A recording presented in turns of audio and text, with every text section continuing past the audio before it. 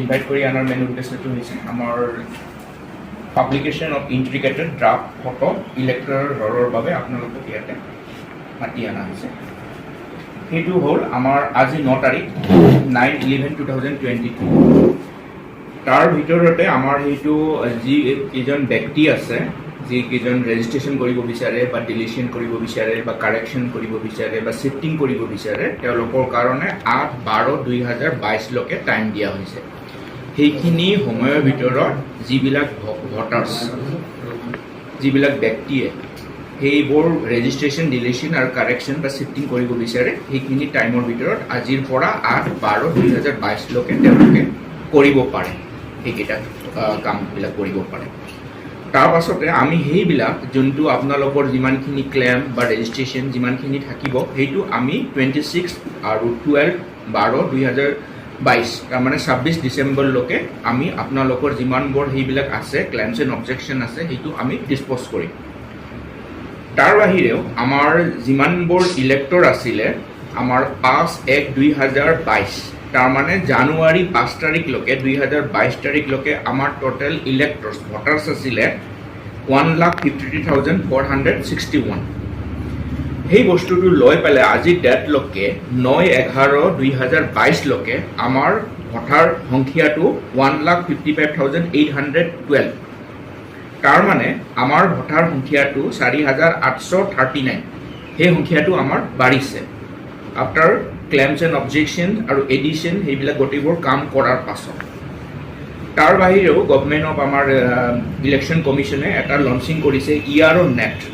ERO নেটৰ দ্বাৰা সেই বস্তুটো যোনটো ফ্ৰেণ্ডলি মুডত আপোনালোকক সেই বস্তুটো আমি এই প্ৰক্ৰিয়াত আপোনালোকে কি কৰিব সহায় ল'ব পাৰে।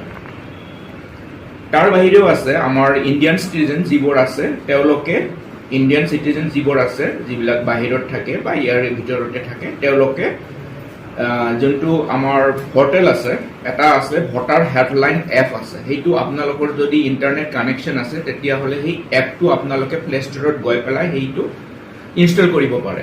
ইনষ্টল কৰি পেলাই সেই প্ৰচেছ যিমানখিনি আছে, ৰেজিষ্ট্ৰেশ্যন, ডিলিশ্যন, কাৰেকশ্যন আৰু শিফটিং আছে, সেই প্ৰচেছত আপোনালোকে এপ্লাই কৰিব পাৰে। এপ্লাই কৰাৰ আগতে আপোনালোকে আমাৰ কনচাৰ্ণ ইলেকশ্যন অফিচাৰ নাইবা ERO নাইবা AERO নাইবা BLO তেওঁলোকৰ সহায় ল'ব পাৰে। সহায় লোৱাৰ মেইন উদ্দেশ্যটো এইটোৱে হ'ব লাগে, এপ্ৰপ্ৰিয়েটলি কেনেকুৱা ধৰণৰ ডকুমেণ্টছটো তাতে আপলোড কৰিব, কানেকশ্যন নাথাকে সেইবিলাক ডকুমেণ্টছ যদি দিয়ে হয়তো ৰিজেক্ট হ'ব পাৰে। গতিকে এপ্ৰপ্ৰিয়েটলি বস্তুবিলাক বুজি ল'ব এপ্লাই কৰাৰ আগতে পৰ্টেলত। গতিকে BLO নাইবা আমাৰ যিমান কনচাৰ্ণ অফিচিয়েল আছে, আমিও আছোঁ, আপোনালোকে আমাৰ পৰা সহায় ল'ব পাৰে। তাৰ বাহিৰেও আপোনালোকে যিমানবোৰ আপোনালোকৰ আণ্ডাৰত এৰিয়াতে আপোনালোকেতো জানে BLO বুথ লেভেল অফিচাৰ্ছ, গোটেইবোৰ যিমান ভোট গ্ৰহণ কেন্দ্ৰ আছে তাতে এজনকৈ বুথ লেভেল অফিচাৰ থাকে। তেওঁলোকৰ মেইন দায়িত্ব হৈছে লোকেল তাৰে ইলেক্টৰ্ছ যিমানবোৰ আছে তেওঁলোকক সহায় আৰু সহযোগিতা কৰা। তেওঁলোকৰ থ্ৰুদিও আপোনালোকে এই কামবোৰ কৰিব পাৰে। ইমানখিনি আছিলে আজিৰ মেইন উদ্দেশ্যটো। বাকী ইলেকশ্যন অফিচাৰ যদি কিবা ক'ব বিচাৰে ক'ব। অলৰেডি অৱগত কৰিলে আপোনালোকক। মই জাষ্ট ক'ব খোজোঁ, এতিয়া স্পেচিয়েল ছামাৰী ৰিভিজনৰ এক্টিভিটি যিহেতু ষ্টাৰ্ট হৈছে, আমাৰ ভোটাৰ্ছবিলাকে তেওঁলোকৰ আজি যোনটো আমাৰ খৰচা তালিকা পাব্লিছ হৈছে, ইণ্টিগ্ৰেটেড ড্ৰাফ্ট ফটো ইলেক্ট্ৰল ৰ'ল যোনটো পাব্লিছ হৈছে, তাতে তেওঁলোকৰ নাম উঠিছে নে নাই তেওঁলোকে চেক কৰিব পাৰে। যদি তেওঁলোকৰ যদি কিবা ভুল পাইছে নামত বা এড্ৰেছত, তেওঁলোকে এইটো কাৰেকশ্যনৰ কাৰণে এপ্লাই কৰিব পাৰে। আৰু ছাৰে অলৰেডি মেনশ্যন কৰি দিছে, আমাৰ ক্লেমছ এণ্ড অবজেক্টিভ ফাইল কৰা ডেট হৈছে ডিচেম্বৰ 8 তাৰিখলৈকে আছে টাইম, তেওঁলোকে ফাইল কৰিব পাৰে। আৰু ফৰ্ম 8ত তেওঁলোকে কাৰেকশ্যনৰ কাৰণে এপ্লাই কৰিব পাৰে। যদি তেওঁলোকৰ ৰেচিডেঞ্চ যদি ভুল হৈ আছে, যদি শিফ্ট কৰিব খোজে ফৰ্ম 8ত কাৰেকশ্যন। আৰু যদি PWD কেণ্ডিডেট যদি আছে, ছাপ'জ ভোটাৰ ডিচেবিলিটি আছে, তেওঁলোকে ফৰ্ম 8তে এপ্লাই কৰিব পাৰে। ৰিপ্লেচমেণ্ট অফ এপিকো আমাৰ ফৰ্ম 8ত কৰি দিয়া হৈছে। যিহেতু আগতে বেলেগ বেলেগ ফৰ্ম আছিলে, কিন্তু এতিয়া ECI কি কৰিছে, ফৰ্ম 8তে বহুতখিনি সুবিধা দি দিছে, যাতে ভোটাৰ্ছবিলাকৰ কাৰণে এইটো এটা ইজি হৈ যায়। তেওঁলোকৰ হেৰি কৰাটো মানে শিফ্ট কৰক, কাৰেকশ্যন কৰক, ৰিপ্লেচমেণ্ট এটা ফৰ্মতে দি দিছে। আৰু যদি তেওঁলোকে নতুন ভোটাৰ হয়, নতুন ভোটাৰখিনিয়ে আমাৰ ফৰ্ম 6ত এপ্লাই কৰিব পাৰে। এইটো আমি বহুত আগৰ পৰাই এৱেৰনেছ কৰি আছোঁ, আৰু আগতেও আছিলে ফৰ্ম 6টো। আৰু মই অনুৰোধ কৰিম যাতে আপোনালোকৰ থ্ৰুদি যাতে আমাৰ যোনবোৰ 18 ইয়াৰ হ'ব অহা জানুৱাৰী 1 তাৰিখলৈকে যোনবোৰ 18 ইয়াৰ্ছ কোৱালিফাই কৰিব তেওঁলোকে এপ্লাই কৰিব পাৰে।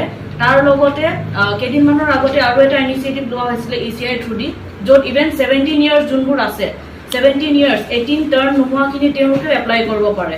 তো গতিকে আশা কৰোঁ যিমান পাৰে নতুন ভোটাৰ যাতে ইনক্লুড হয় এবাৰ আমাৰ স্পেচিয়েল ছামাৰ ৰিভিজনৰ এক্টিভিটিত।